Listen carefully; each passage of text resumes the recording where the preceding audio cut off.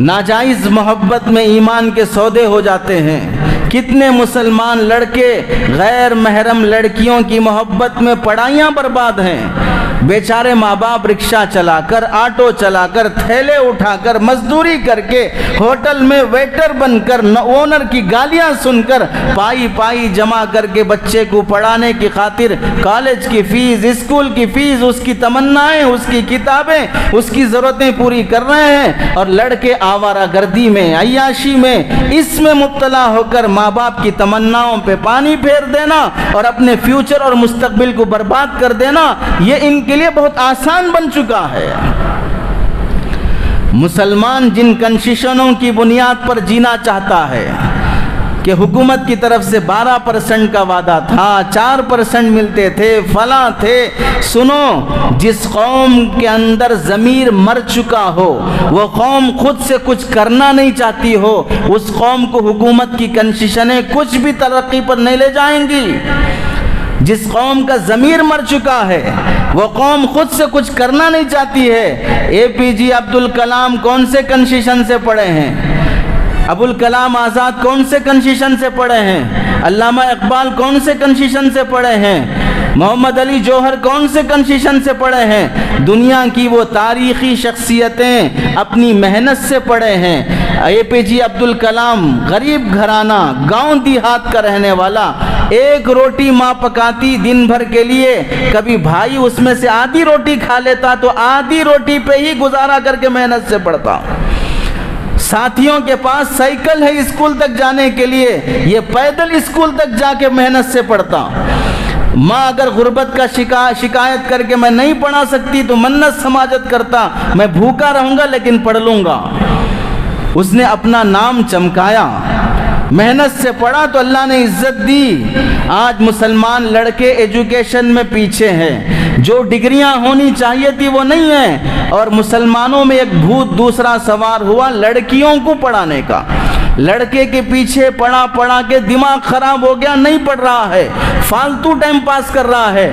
لڑکیوں کو ترغیب دے دی گئی، لڑکیاں پڑھ رہی ہیں، ڈگریاں لے رہی ہیں، 25 سال ہو گئے، 28 سال ہو گئے، 27 سال ہو گئے، PhD کر رہی ہے، MBBS کر رہی ہے، MD کر رہی ہے، DM پڑھ رہی ہے، فلاں ڈگری حاصل کر رہی ہے۔ چلو پھر بھی ڈاکٹریٹ کرنا سمجھ میں آتا ہے، قوم میں نرس اور ڈاکٹر کی ضرورت ہے، لیکن دوسری ڈگریاں دلانا قوم کا جو عادت اور مزاج بن گیا۔ یاد رکھ لو، لڑکیاں جب ڈگریاں حاصل کرنے کی چکر میں شادیوں کی عمر سے جب گزر جاتی ہیں تو 100 میں سے 80% کے دامن داغدار ہو جاتے ہیں۔ انٹرنیٹ کا زمانہ، ڈیڈ باڈی سامنے رکھی ہے، لڑکے لڑکیاں کلاس میٹ سامنے کھڑے ہو کر اس ننگی ڈیڈ باڈی کا آپریشن کرنا سیکھ رہے ہیں۔ لڑکا بھی سطر دیکھ رہا ہے، لڑکی بھی سطر دیکھ رہی ہے۔ 14 سال کی بالغ لڑکی 25 سال تک وہ پڑھ رہی ہے، اور کیا ان کا دماغ ننگی ڈیڈ باڈی رکھ کر اس میں ریسرچ کرتے ہوئے اپنے بوائے فرینڈ کے ساتھ گندے خیالات پیدا نہیں ہوں گے؟ جب قرآن اللہ کے نبی علیہ السلام کے صحابہ سے خطاب کرتا ہے، فلا تخضعن بالقول فیطمع الذی فی قلبہ مرض وقلن قولا معروفا۔ ازواج مطہرات، نبی کی بیویاں، امت کی مائیں، ان کے دروازے پر کوئی صحابی آئے، چاہے وہ صحابی ابو بکر ہوں، عمر ہوں، علی ہوں، عثمان ہوں، رضوان اللہ علیہم اجمعین، وہ بھی آ کر اگر کوئی بات تم سے پوچھیں، فلا تخضعن بالقول، نرم لہجے میں بات نہ کرو، میٹھی میٹھی باتیں نہ کرو، فیطمع الذی فی قلبہ مرض، جس کے دل میں کچھ دال کالی ہوتی ہے، پھر وہ تمہاری نیت تو تمہارے بارے میں اس کی نیت گندی ہو جاتی ہے۔ صحابہ کے اس ماحول میں ازواج مطہرات کے پاکیزہ گھرانے کو جب اللہ کا یہ خطاب ہے تو اس زمانے میں لڑکے لڑکیاں کو ایجوکیشن کے ساتھ پڑھ رہی ہوں، 10 سال ان کی دوستی ہو رہی ہو، ایک رکشے سے جانا، ایک بس سے جانا، ایک بینچ پہ بیٹھنا، ایک کلاس میں بیٹھنا، ایگزام کے موقع پر کاپیاں لینا دینا، ایگزام کے موقع پر کاپی مارنا، ایک دوسرے موقعوں پر ایک دوسرے کو ساتھ دینا، آؤٹنگ کے لیے جانا، ٹور کے لیے جانا، 1 سال 2 سال 8 سال 10 سال کوئی لڑکا کوئی لڑکی 1 سال اس ماحول میں رہے تو بتاؤ کون گارنٹی دے گا کہ ان کے دل پاک ہوں گے؟ کس بھروسے اور اعتماد پر ہم چھوڑ رہے ہیں اپنی بچیوں کو؟ کتنے مسلمان غریب ہیں، مسلمانوں کی غربت دیکھنا ہو، مسجد کے اماموں کی تنخواہ، مدرسے کے مدرسین کی تنخواہیں اور مسجد کا چندہ دیکھ لو، غربت کا پتہ چلے گا۔ لیکن جب ان کی مالداری دیکھنا ہو تو ان کی شادیاں دیکھو، پتہ چلے گا کتنے مالدار ہیں۔ جلسوں کے لیے پیسے ہیں، جوڑوں کے لیے پیسے ہیں، اجتماعات کے لیے پیسے ہیں، یہ تو جائز اور نیک کام ہے۔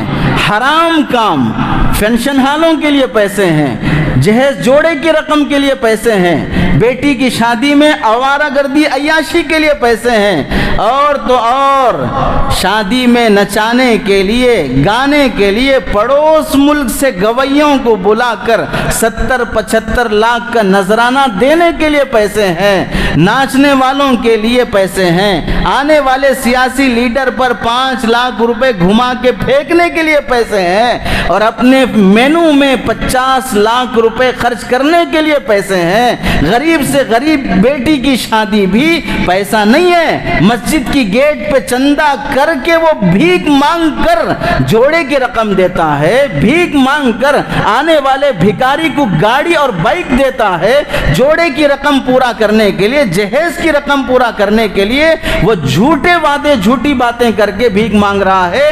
ایسا سماج، لیکن اس سماج میں کوئی ایک گرلز کالج، گرلز اسکول خالص اسلامک نہج پر لڑکیوں کا دروازہ الگ، لڑکوں کا دروازہ الگ، پڑھانے والے الگ، کلاسز الگ، ایسا نظام مسلمانوں کے لیے ضرورت ہے ہی نہیں ہے۔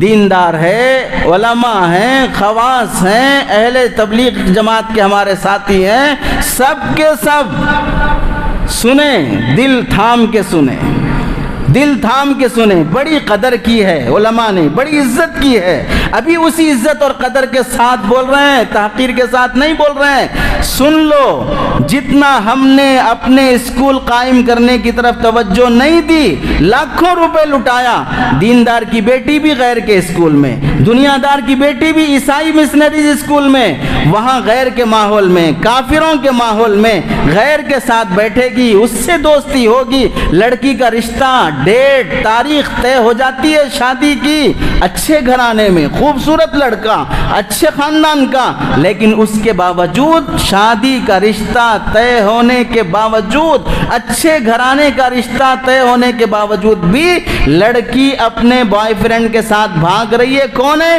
اس کا کلاس میٹ ہے، 10 سال اس کے ساتھ پڑھا ہے، ایک آٹو سے آیا ہے، ایک بس سے آیا ہے، ایک اسکول میں پڑھا ہے۔ نہیں ہوگا خیال، گندے خیالات نہیں آئیں گے۔ حضرت بایزید بستامی رحمت اللہ علیہ سے پوچھا، اپنی بیٹی کو قرآن پڑھانے کے لیے حافظ صاحب کے پاس بھیجوں، مولانا کے پاس بھیجوں؟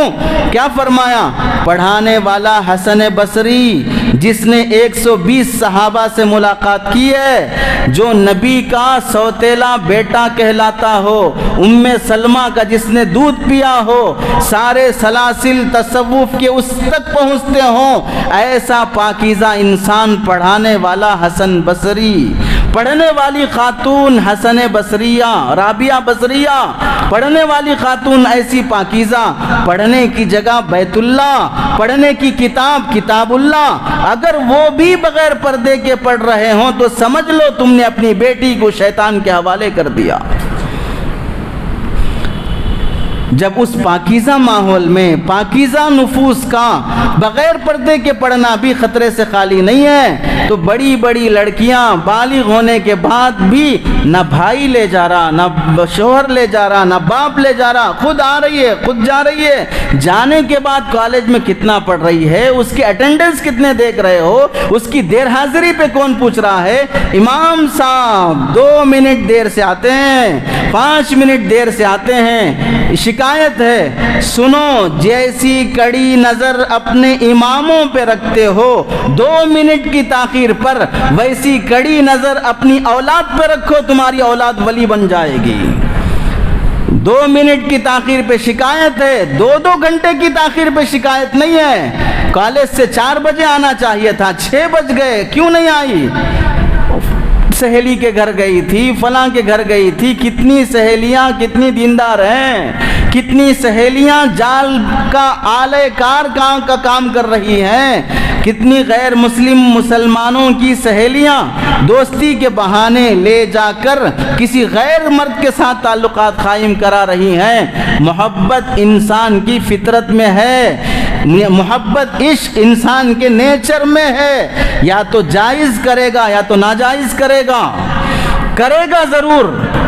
اور اللہ کے نبی نے بھی فرمایا لا خیر فی من لا یالف ولا یولف، اس مومن میں کوئی بھلائی ہے ہی نہیں ہے، نہ کوئی اس سے محبت کرے نہ وہ کسی سے محبت کرے، یہ تو اس کی نیچر میں ہے، لیکن تم اسے حرام محبت کی طرف لے جا رہے ہو۔ سب سے پہلا گناہ اس امت نے بڑی آسانی کے ساتھ گوارا کر لیا، وہ ہے اپنی نسل کے لیے اسلامک اسکولوں کا قائم نہ کرنا۔ علماء نے آزادی کے بعد ذمہ داری لی، دین کی حفاظت کی، تو مدرسے قائم کیے، لڑکوں کے بھی لڑکیوں کے بھی، قرآن کی، حدیث کی، فقہ کی، سب کی حفاظت، تشریع اشاعت جیسی ہونا تھا ویسی ہوئی نہیں ہوئی وہ اللہ کے علم میں ہے۔ اپنے بس میں جو کرنا تھا دنیا کے کونے کونے تک، اگر کوئی امام، کوئی حافظ، کوئی عالم ہے، وہ انہی مدارس کی برکت ہے جنہوں نے آزادی کے بعد حفاظت دین کی خاطر دینی ادارے قائم کیے۔ لیکن آزادی کے بعد سے عصری علوم، انگریزی علوم، ڈاکٹر، انجینئر، لائر، فلاں فلاں بننے کے لیے دنیا دار طبقے کو جو ذمہ داری نبھانی چاہیے تھی اس نے نبھایا نہیں۔ وینچرز بناؤ، آؤٹرز میں جا کے وینچرز بناؤ، پوتے کے لیے، نواسے کے لیے، نواسی کے لیے، داماد کے لیے، ہونے والے داماد کے لیے، ہو گیا داماد کے لیے، ابھی رشتہ کرنا ہے، جس کے یہاں رشتہ کرنا ہے، رشتہ طے ہونے کے بعد بیٹی گھر جانے سے پہلے گھر دیکھا جائے گا، اے سی فٹ کریں گے، پلنگ وہاں الماری لائیں گے، میری بیٹی کو اس کے گھر میں، داماد کے گھر میں ویسی راحت جیسے یہاں تھی وہ سارا سامان پہنچانا ہے۔ نسلوں کی فکر کے لیے وینچرز قائم کرنے، بلڈنگیں بنانے، اپارٹمنٹس بنانے، سب کے لیے پیسہ ہے، لیکن نہیں ہے تو نسل کو پڑھانے کے لیے، اسکول قائم کرنے کے لیے پیسہ نہیں ہے۔ ڈوب مرنا چاہیے اس قوم کو جو اپنی نسل کو پڑھانے کے لیے اسکول قائم کرنا سمجھ میں نہیں آ رہا ہے۔ غیروں کے اسکول میں پڑھیں گے، تھوڑی بہت غیرت ہے، ایمان ہے تو جا کے اسکول کے ہیڈ ماسٹر سے کہیں گے ہماری بچی یہ کپڑے نہیں پہنتی، ہمارا بچہ یہ کپڑے نہیں پہنتا۔ 80% مسلمانوں کا ایریا ہے، 80% مسلمانوں کا ایریا ہے۔ بتاؤ جب 80% مسلمانوں کا ایریا ہے، مسلمان اس ایریے میں کپڑے کی دکان کھولے گا، میکینک شاپ کھولے گا، جوتے چپل کی دکان کھولے گا، ان سب کو اپنا بزنس کا میدان بنائے گا، جبکہ اس وقت سب سے زیادہ بزنس ارننگ انکم اگر ہے تو وہ اسکولوں میں ہے، وہ کالجوں میں ہے، ایک ایک سیٹ لاکھوں میں بک رہی ہے، ہزاروں کے فیسز ہیں، اس میں بھی ارننگ ہے، اس میں بھی انکم ہے، لیکن کیوں مسلمان اسکول قائم کرنے کی طرف توجہ نہیں دے رہا ہے؟ لڑکوں کے الگ، لڑکیوں کے الگ، کوئی ایجوکیشن نہیں، کو ایجوکیشن نہیں جس میں آگ جلانے کے لیے سوکھی لکڑیاں بھی رکھ دو اور ادھر سے پیٹرول بھی رکھ دو اور پھر یہ کہو کہ نہیں یہ تو اپنی اپنی جگہ رہیں گے، آگ نہیں جلے گی۔ چونٹیوں کے سامنے شکر ڈال دو اور پھر یہ کہو کہ نہیں یہ چونٹیاں بڑی شریف ہیں، یہ مشیر آباد کی چونٹیاں ہیں، ہماری اجازت کے بغیر یہ شکر کے قریب نہیں جائیں گی، ہم سے پوچھ کے ہی جائیں گی۔ باڑ کے قریب بیل بھینس کو چھوڑ دو اور یہ امید لگاؤ کہ نہیں یہ اس علاقے کے بیل بھینس ہیں، ہمیں پوچھے بغیر یہ باڑ میں منہ نہیں ڈالیں گے، گھاس نہیں کھائیں گے۔ ایسی توقع رکھنا حماقت ہے۔ جہاں پر جوان لڑکی کے سامنے جوان لڑکے کو بٹھا دیا جائے اور پھر یہ توقع رکھو کہ ہماری بچی اس سے ایسا کوئی تعلق نہیں رکھے گی، بڑی شریف بچی ہے، رابعہ بصریہ ہے، آپ حسن بصری ہیں۔ یہ تلخ اور کڑوی حقیقتیں جو آج دیکھنا پڑ رہا ہے کہ ہماری بچیاں یہ جو تعلقات ہو رہے ہیں کو ایجوکیشن اپنے اسلامک اسکول نہیں ہونے کی وجہ سے۔ حضرت تھانوی رحمت اللہ علیہ نے اپنے زمانے میں فرمایا تھا، آج کل جو کالجوں میں اسکولوں میں بے حیائی، بے دینی اور کفر کا ارتداد کا جو ماحول اس زمانے میں حضرت تھانوی نے دیکھا اور سنا، کیا فرمایا؟ کالج کے داخلے سے فالج کا داخلہ بہتر ہے، کالج کے داخلے سے فالج کا داخلہ بہتر ہے۔ فالج ہو گیا، پیرلیسس اٹیک ہو گیا تو کیا ہوگا؟ ایک ہاتھ ایک پیر پڑ جائے گا، جسم کا حصہ مجبور ہو جائے گا، اندر دل میں ایمان محفوظ رہے گا۔ تو فالج اگر اٹیک ہوگا تو جسم کو تکلیف ہوگی، ایمان غارت نہیں ہوگا، لیکن آج کا اگر کالج اٹیک ہو گیا تو ایمان ہی خطرے میں پڑ جائے گا۔ اس لیے حضرت تھانوی نے اپنی کتابوں میں لکھا، اگر کالج کی لڑکی سے نکاح ہو رہا ہے پوچھ لو کلمہ آتا کہ نہیں آتا ہے، مسلمان ہے کہ نہیں ہے، پہلے معلوم کر لو۔ اس زمانے کی بات ہے، اور آج کیا حال ہوگا؟ اب اس بات کو صحیح سمجھے بغیر بعض مسلمان یہ کہتے ہیں کہ ہم اپنی اولاد کو نہیں پڑھانا کیا، ہم اپنی اولاد کو نہیں پڑھانا کیا، کون بول رہا نہیں نکو پڑھاؤ؟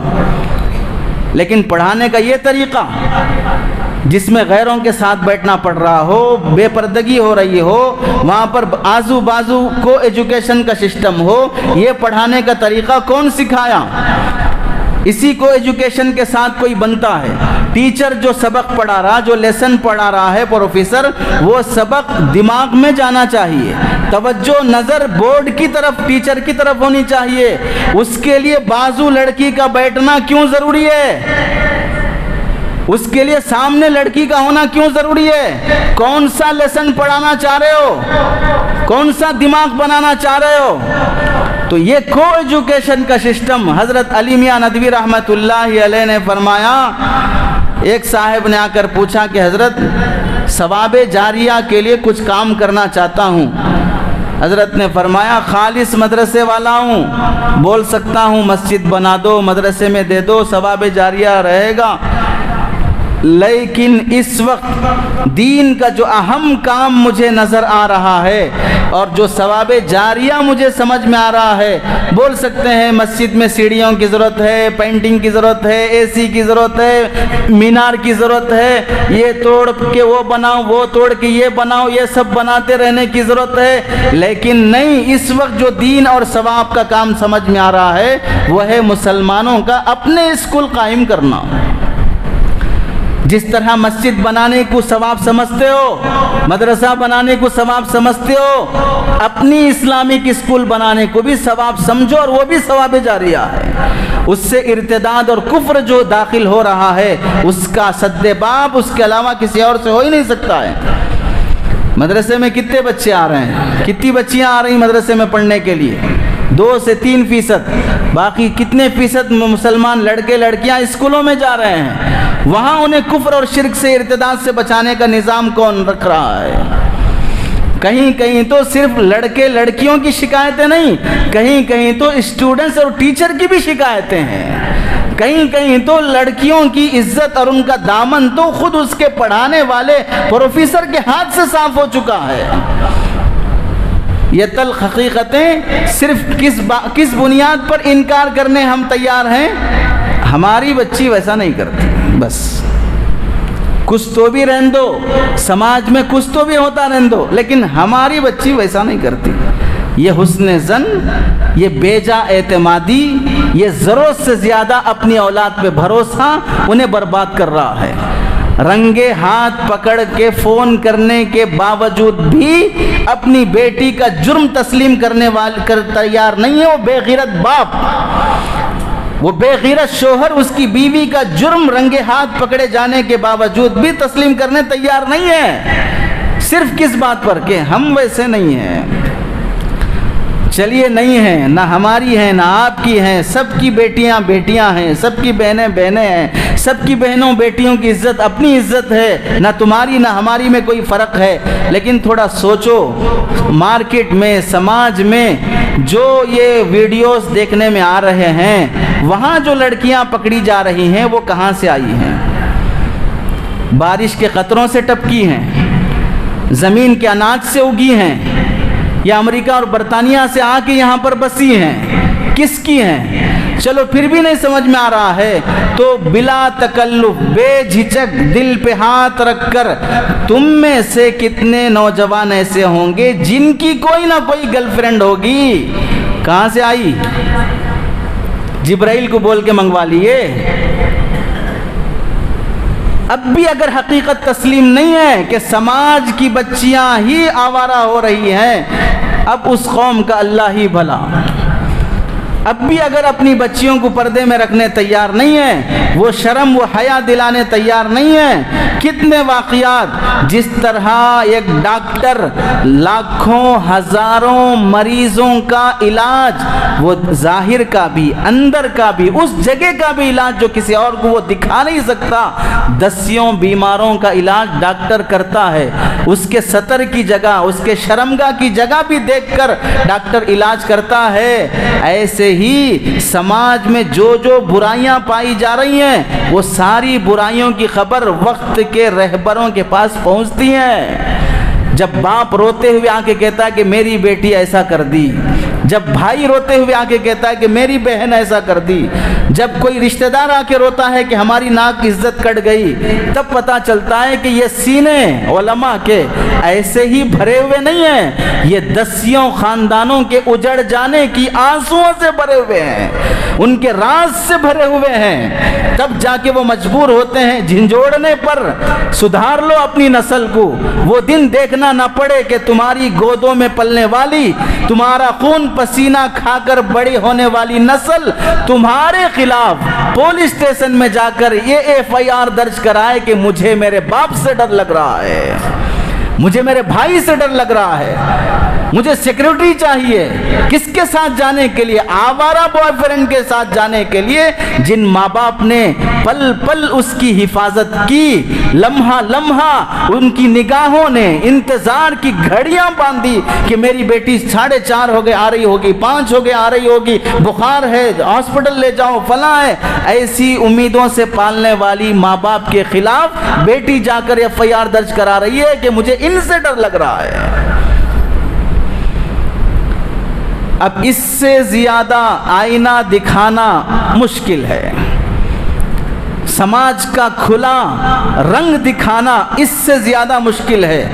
ممکن ہے کہ بعض الفاظ سخت ہوں، لیکن یہ جب مرض بڑھ گیا، گٹر بھر گیا اور سماج اپنی غلطی تسلیم کرنے تیار نہیں ہے، تو پھر ظاہر سی بات ہے اس موقع پر ایکشن نارمل حالات سے زیادہ لیا جاتا ہے، اس موقع پر آپریشن کے فیصلے کیے جاتے ہیں۔ یہ پہلا جرم تسلیم کرے، اور کھلی بات اگر کہی جائے، کتنی تنظیمیں ہیں، کتنی جماعتیں ہیں، کتنی جمعیتیں ہیں، ہے اپنا کوئی اسکول جس میں لڑکیوں کو خالص اسلامک طور طریقے میں پڑھانے کا سسٹم ہو؟ 80% مسلم آبادی میں عیسائیوں کا سینٹ میری رہے گا، سینٹنس رہے گا، 90% برقع پہنی ہوئی لڑکیاں وہاں جا کے پڑھ کے آئیں گی۔ کیوں غیرت نہیں جاگتی ہے؟ کیوں شرم حیا پیدا نہیں ہوتی ہے؟ اپنی نسل کو بڑھانے کے لیے اسلامک اسکول قائم کرنے کا دماغ کیوں نہیں آ رہا ہے؟ دوسرا بڑا جرم اور دوسرا بڑا سبب مسلمان لڑکیوں کا غیروں کے حوالے ہونے میں مسلمان نوجوان لڑکوں اور ان کے ماں باپ کا شادی کی فضول خرچی اور آوارگی۔ غریب لڑکی ہے، 4 بیٹیاں ہیں، ہم اور ہمارے اکابر ان بزرگوں نے وہ منظر ان کی بہنوں کا، ان کے بوڑھے باپ کا جب وہ روتے ہوئے بیان کرتے ہیں، ان کی نگاہوں کے سامنے رہتا ہے۔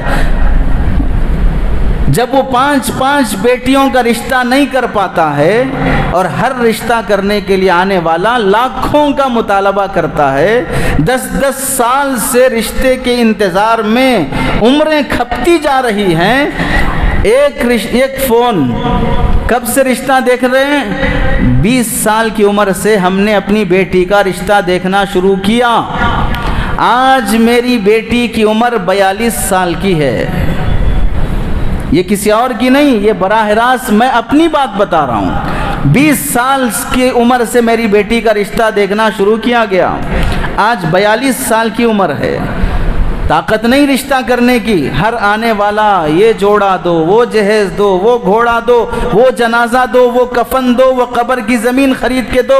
جب یہ مطالبات آتے رہیں گے تو کہاں سے؟ باپ تھک ہار کر چھوڑ دیا، اب رشتہ تو خود تلاش کر لے۔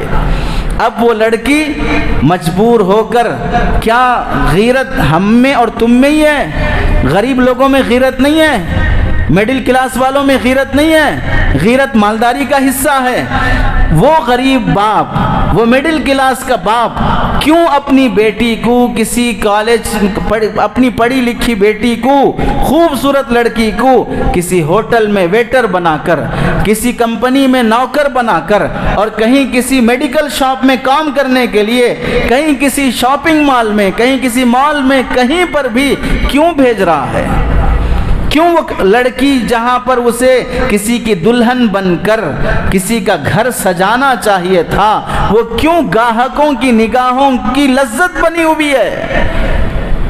جب وہ کمانے کے اڈوں پہ جائے گی، جب وہ مالز میں، شاپنگ مالز میں جائے گی، وہاں اختلاط نہیں ہوگا، وہاں دوستیاں نہیں ہوں گی، وہاں محبتیں نہیں بڑھیں گی، وہاں پر ایک دوسرے کی ہمدردی، ایک دوسرے کے دکھ سنائے نہیں جائیں گے۔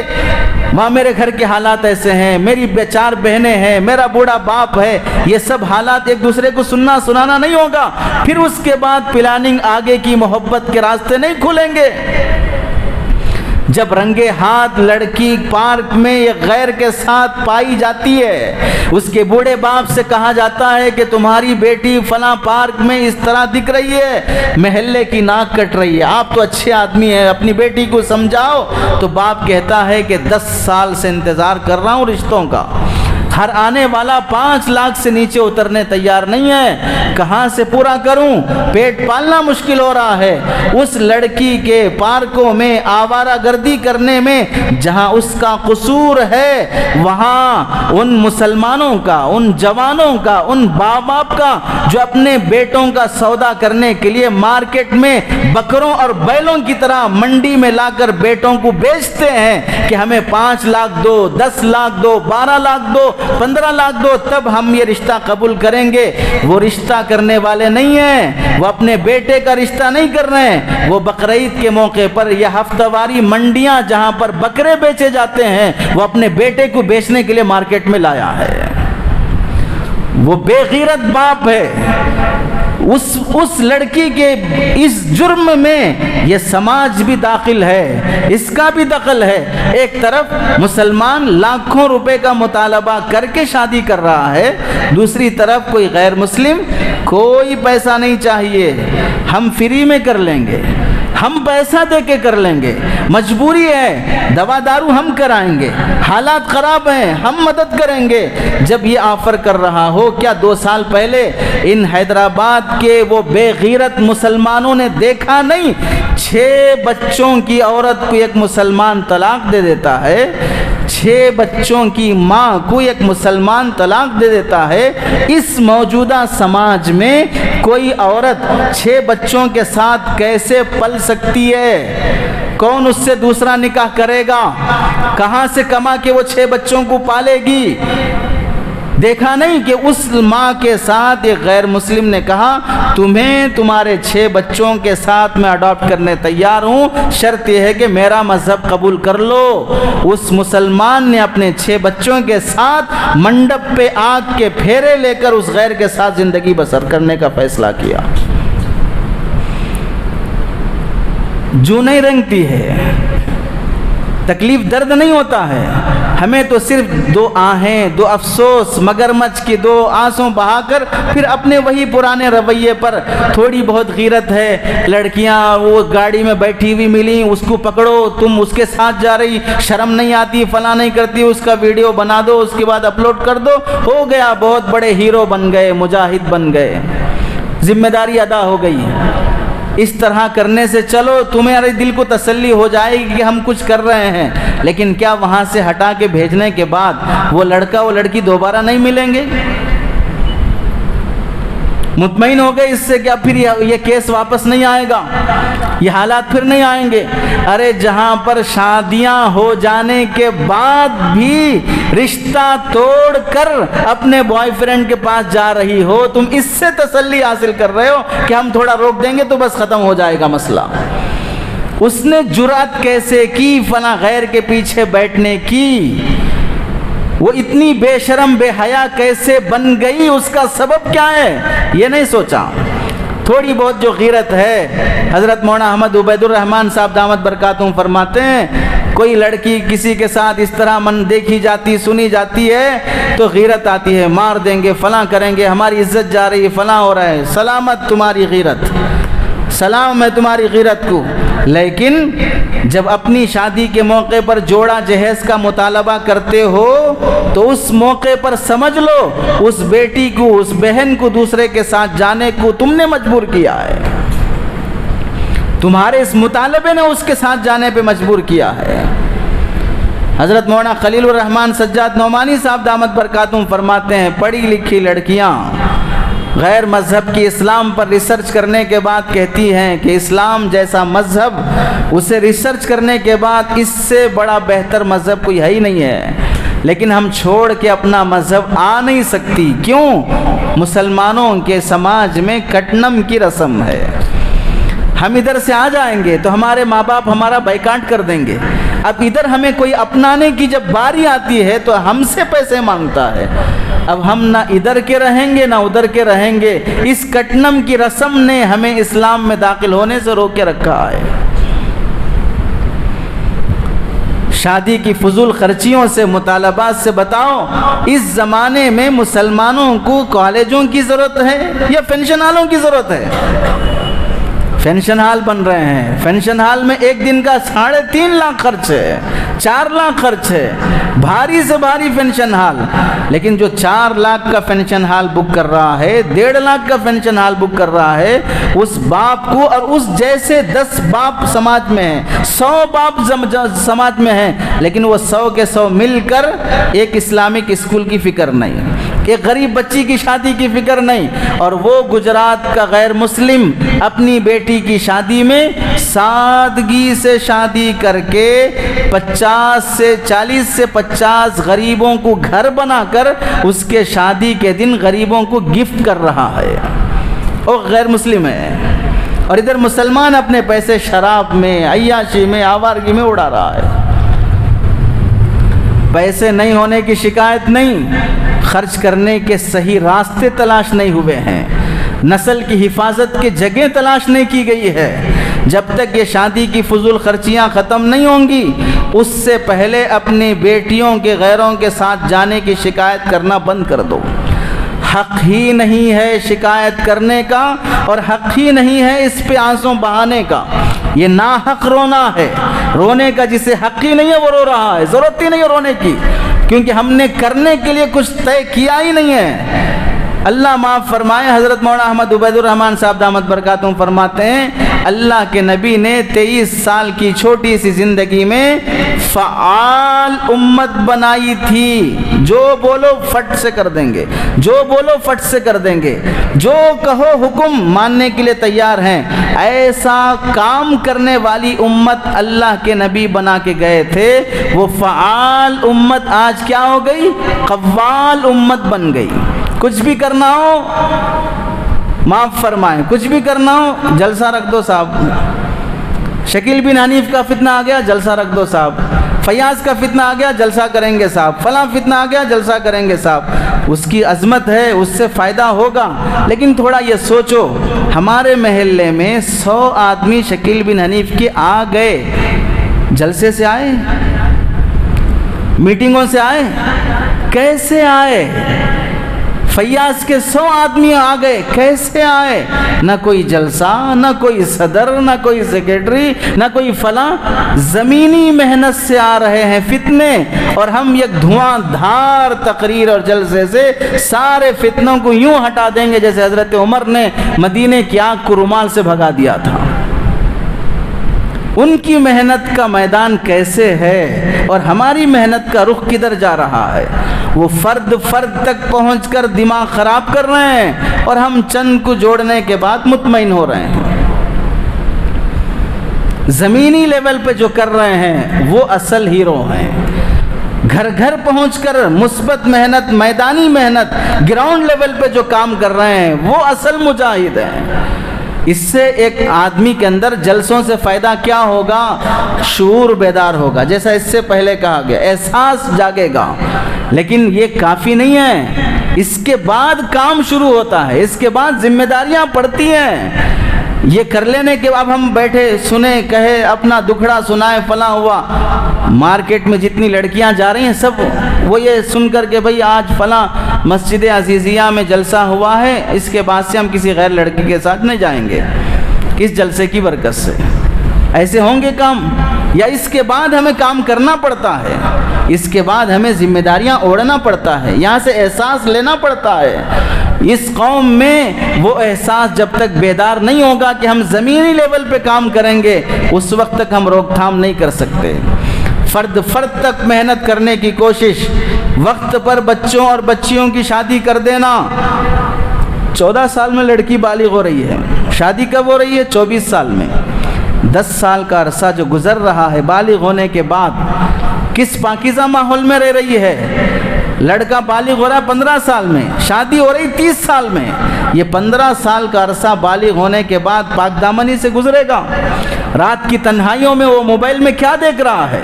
کتنے نوجوان ایسے ہیں جو شادی کے قابل نہیں ہیں، ان کی تنہائیوں کے داغدار ہونے کی وجہ سے۔ یہ شادیوں میں تاخیر، دیری کیوں؟ ابھی ہمارا بچہ شادی کے لائق نہیں ہوا، نالائق ہے۔ وہ کیوں نالائق ہے؟ بینک بیلنس نہیں ہے، اس کی اپنی جاب نہیں ہے، اس کا اپنا بیک گراؤنڈ نہیں ہے، ذاتی مکان نہیں ہے۔ شرم آنی چاہیے ان لڑکیوں کے باپ کو جو لڑکے کا رشتہ تحقیق کرتے ہوئے پوچھتے ہیں بچے کا خاص ذاتی مکان ہے؟ ذاتی مکان ہے؟ ارے جب تمہاری شادی ہوئی تھی تو تمہارا ذاتی مکان تھا؟ ذاتی مکان حیدرآباد میں کتنوں کا ہے بتائیے، اور کرایہ دار کتنے ہیں؟ ذاتی مکان کی بنیاد پر رشتے کرتے ہیں، تو اب یہ ذاتی مکان حیدرآباد جیسے شہر میں بنا کے جب شادی کرے گا تو یہ کرنا یا اس کے بچے کرنا شادی؟ کوئی معمولی چیز ہے ذاتی مکان بنا لینا، شرم بھی معلوم ہونا چاہیے۔ کیا آپ سوال کر رہے ہو؟ یہ ذاتی مکان کا سوال لڑکے کے رشتے سے کیا تعلق ہے؟ ذاتی مکان بن گیا تو کیا یہ گارنٹی ہے کہ آپ اپنی بچی کو سکون سے رکھے گا؟ یعنی جھگڑے صرف کرایہ دار محلوں میں ہوتے ہیں، ذاتی مکان والے تو بس وہ فرشتوں کی نسل سے ہوتے ہیں۔ کیسا دماغ ہے؟ رشتے کرنے کا معیار کیا ہے؟ کس بنیاد پر رشتے ہو رہے ہیں؟ اینٹ سے اینٹ جڑ لینے سے گھر بنتا ہے، دل نہیں بنتا ہے۔ دل سے دل جڑنے سے گھر آباد ہوتا ہے۔ کتنے مالداروں کے گھرانوں میں 6 مہینے کے بعد طلاق کے واقعات نہیں آ رہے ہیں، اور کتنے غریبوں کے گھر میں سکون کی زندگیاں نہیں ہیں۔ معیار کیا ہے ذاتی مکان ہونے نہیں ہونے کا؟ وقت پر شادی نہیں کرنا، شادی کرنے میں تاخیر کرنا، اور لڑکیوں کا جاب کرنے کی فکر، لڑکیوں کو بڑی ڈگریاں دلانے کی فکر کیوں؟ معاف کریں، جو اپنی لڑکیوں کو پڑھا رہے ہیں اگر وہ ڈاکٹریٹ کر رہے ہیں بہت اچھی بات ہے، ہونا چاہیے، اس کے علاوہ کچھ اور کر رہے ہو، کیا مقصد ہے؟ دو مقصد ہیں، ایک اچھا رشتہ آئے گا بس، باقی ہم بھی جانتے ہیں کہ میری بیٹی یہ ڈگری وہ ڈگری کرنے کے بعد جاب کرے گی نہیں کرے گی، لیکن کیوں پڑھا رہے ہو؟ رشتہ اچھا آئے گا۔ اور دوسرا مقصد، اگر خدا نخواستہ شادی ہونے کے بعد کبھی حالات بگڑ گئے، خلا طلاق ہو گئی، تو پھر میری بیٹی یہ ڈگری سے جاب کر کے جی لے گی۔ جس بیٹی کو پڑھانے میں ہی یہ نیت آ گئی کہ اگر خلا طلاق ہوگی تو جاب کر کے جی لے گی، اس رشتے میں پائیداری کیسے آئے گی؟ وہ رشتہ سلامت سے کیسے رہے گا؟ ابھی سے سوچ لیا طلاق خلا ہو سکتی ہے۔ اسی واسطے جب یہ سوچ سماج کی مارکیٹ میں آئی تو جا کے میرج بیرو میں دیکھ لو، میرج بیرو میں دیکھ لو، 100 بائی ڈیٹا جاہل لڑکیوں کے ہیں، 200 بائی ڈیٹا ایجوکیٹڈ لڑکیوں کے ہیں، کیونکہ باپ نے سوچا تھا خلا طلاق ہو سکتی ہے۔ یہ سوچ بدلے گی کیسے؟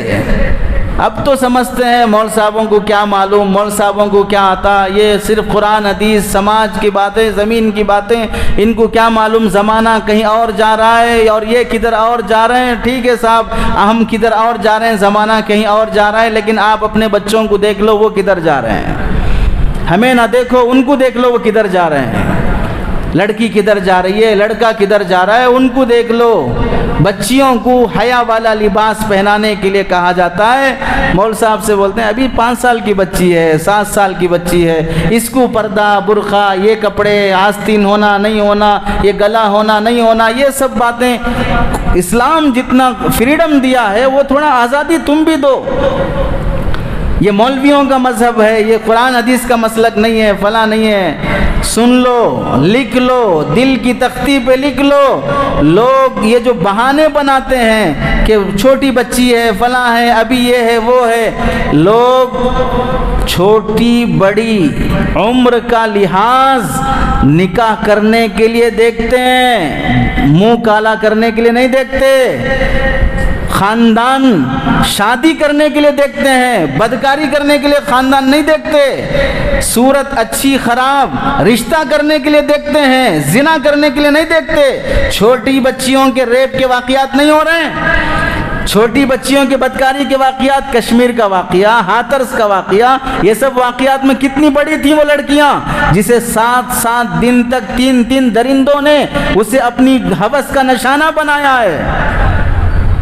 پھر یہ کیسی سوچ کے چھوٹی بچیاں ہیں، یہ کیسی بے حیائی کا لباس، کس سماج میں ہم بچیوں کو پال رہے ہیں، اور وہاں حیا، پردہ، برقع کیسا۔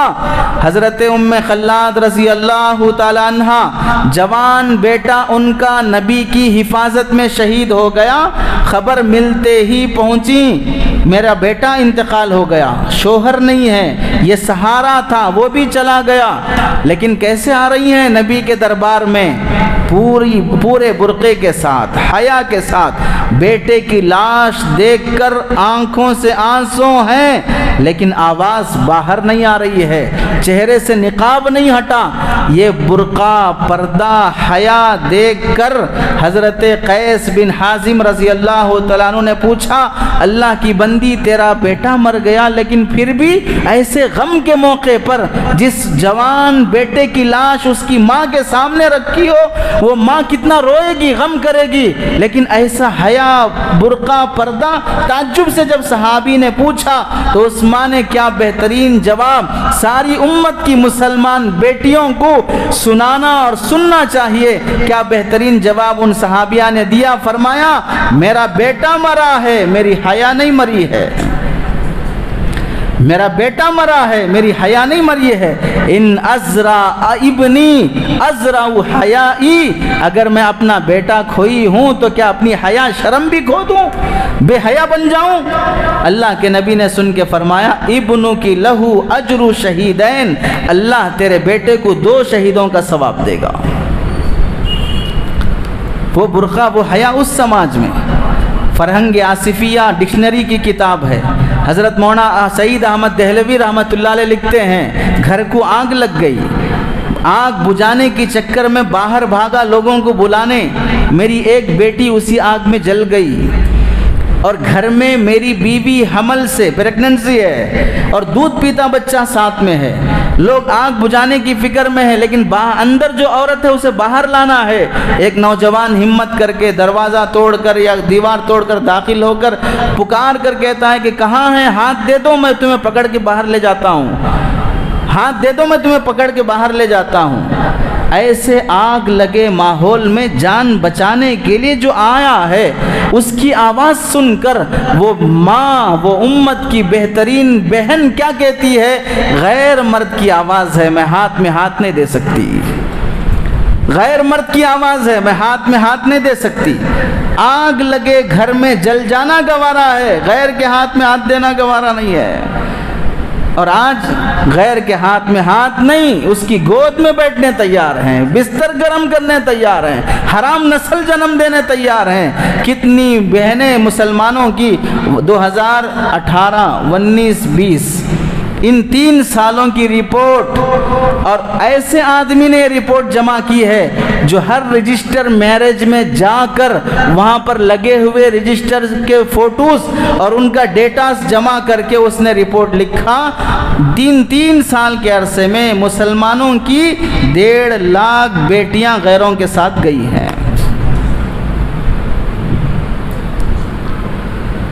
بس اب اس سے زیادہ آئینہ دکھانے کی طاقت نہیں ہے۔ اب بھی اگر نہیں سنبھلے، نہیں سدھرے تو پھر آنے والی نسل مسجدوں میں نہیں مندروں میں دکھے گی، آنے والی نسل مرنے کے بعد قبرستان میں نہیں شمشان گھاٹ میں دکھے گی۔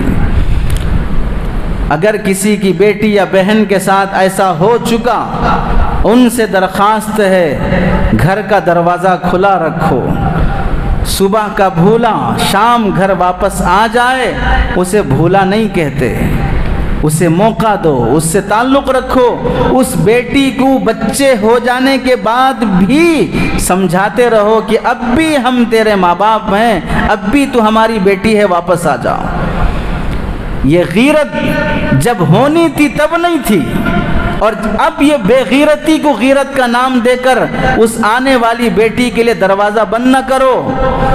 کئی وہ نوجوان اور کئی وہ فکر مند درد مند دل رکھنے والے، ابھی حضرت مولانا مفتی غیاث صاحب دامت برکاتہم نے سنایا، دبئی کے ہوٹل میں ویٹر کا کام کرنے والی لڑکیوں سے بات کرتے ہوئے ہمارے ایک دوست نے ایسے ہی بے تکلفی سے جب حالات معلوم کیے تو پتہ چلا اس ہوٹل میں 3 لڑکیاں مسلمان ہیں اور وہ یو پی دلی کی رہنے والی ہیں۔